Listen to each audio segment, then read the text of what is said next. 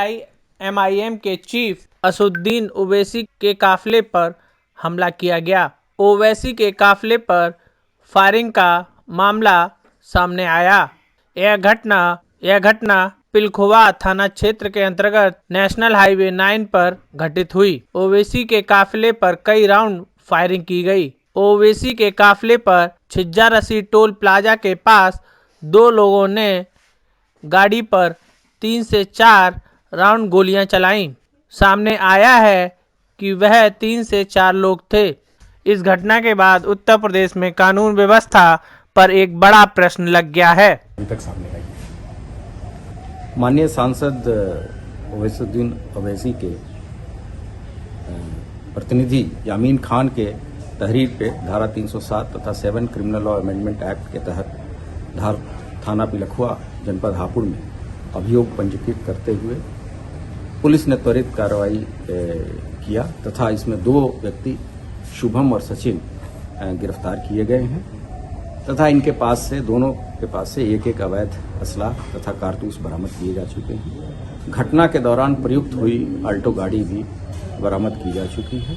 अभी तक की पूछताछ से ये तथ्य प्रकाश में आए हैं कि माननीय सांसद जी के द्वारा जो एक धर्म विशेष के प्रति भड़काऊ भाषण तथा 2013-14 के दौरान माननीय अयोध्या जी पे मंदिर के प्रति जो उनका रोष था या उन्होंने जो टिप्पणी की थी उससे आहत होकर इन लोगों ने ये घटनाएं की हैं।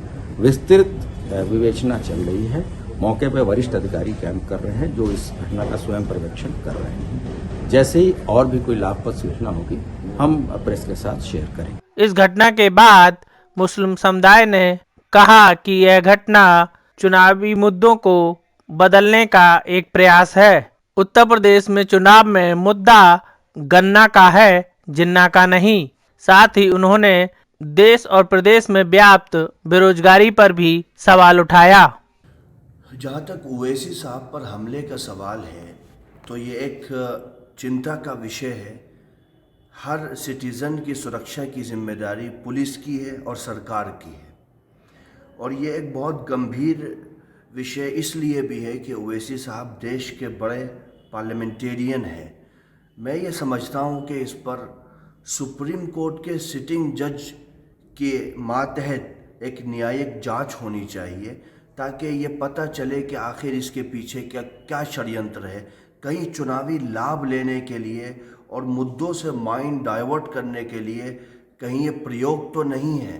तो इस पर बहुत कुछ न्यायिक जांच आने के बाद ही कहा जा सकता है। लेकिन ये प्रदेश के लिए और उत्तर प्रदेश जिसमें चुनाव 10 तारीख से शुरू होने वाले हैं, ये एक बहुत बड़ा चिंता का विषय है। अब जानते हैं कि पश्चिमी उत्तर प्रदेश की जो बेल्ट है ये गन्ना बेल्ट कहलाती है। मीठी बेल्ट है जो देश से खटास को ख़त्म करती है और देश में मिठास को बांटती है।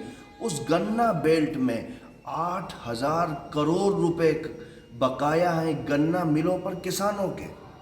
किसानों को लूटा जा रहा है। वो किसान जो अपना गन्ना शुगर मिल में डालता है, अगर आप जाएंगे उत्तर प्रदेश के गन्ना मंत्री से पूछेंगे और उसको ये सवाल करेंगे क्या तुम्हारा लास्ट ईयर के गन्ने का भुगतान हो गया, तो वो भी आपको ये नहीं कह पाएगा कि हाँ उसने जो पिछले साल मिल में गन्ना डाला था उसका भुगतान हो चुका है। ये सिचुएशन है।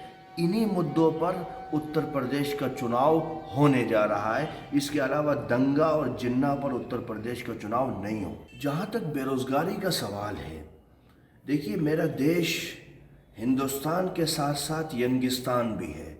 इस देश में 75% पॉपुलेशन अंडर 35 है।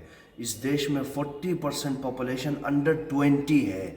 लेकिन अगर आप उन युवाओं की बेरोज़गारी का आलम देखें तो बिहार में जो कुछ हुआ और उत्तर प्रदेश के कुछ क्षेत्रों में जो अभी छात्र आंदोलन चला है, उसमें बिहार में रेलवे ने एक पद के लिए 35,000 की वैकेंसी निकाली थी। आपको कल्पना होगी कि उस 35,000 पदों के लिए जो फॉर्म फिल किए गए हैं वो 1.25 करोड़ थे। आप इससे अंदाज़ा लगा सकते हैं कि देश में कितनी भयंकर रूप की बेरोज़गारी है। पिछले 4 सालों में 1.25 करोड़ युवा बेरोज़गार हुए हैं। इस वक्त देश के अंदर 80 करोड़ लोग गरीबी रेखा से नीचे जिंदगी गुजार रहे हैं। भारत सरकार का ई श्रमिक पोर्टल, उस पर भारत सरकार ने कहा था कि जिन लोगों के पास रोजगार नहीं है वो उस पर रजिस्ट्रेशन कराएं। आप कल्पना नहीं कर सकते हैं कि 6 करोड़ युवाओं ने उस पर रजिस्ट्रेशन कराया और उत्तर प्रदेश उसमें नंबर 1 पर है। तो बेरोजगारी सबसे बड़ा मुद्दा है। युवा पढ़ा लिखा, डिग्रियां लिए हुए खाली घूम रहा है और इस देश में 9 लाख सरकारी पद खाली हैं। सवाल ये है कि आप रोजगार क्यों नहीं दे पा रहे हो युवाओं को। असमानता देश में इतनी है कि मात्र 1% लोगों के पास राष्ट्रीय इनकम का 22% है और 10% भारत के लोगों के पास भारत की कुल राष्ट्रीय इनकम का 65% है। इतनी भयंकर असमानता है। क्या हम एक समाजवाद की विचारधारा पर चलने वाला देश नहीं है? तो उत्तर प्रदेश का मुद्दा एमएसपी, गन्ना, गन्ने का भुगतान, आवारा पशु और रोजगार है। इसके अलावा उत्तर प्रदेश चुनाव का कोई और मुद्दा नहीं है। जहाँ तक उत्तर प्रदेश के मुद्दों का सवाल है तो चुनावी माहौल है। उत्तर प्रदेश में चुनाव का मुद्दा न तो जिन्ना है, न दंगा है और न पलायन है, बल्कि उत्तर प्रदेश में चुनाव का सबसे बड़ा मुद्दा एमएसपी है, न्यूनतम समर्थन मूल्य, जो भारत सरकार ने कम से कम मूल्य किसानों के लिए तय किए हैं।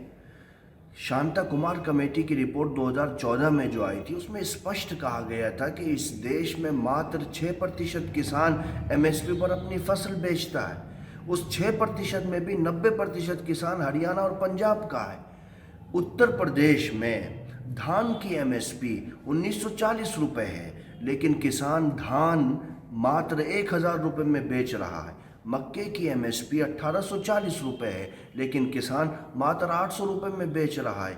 गेहूं की एमएसपी 1975 रुपये है, लेकिन उत्तर प्रदेश का किसान 1400 रुपये में बाज़ारों में लूटा जा रहा है।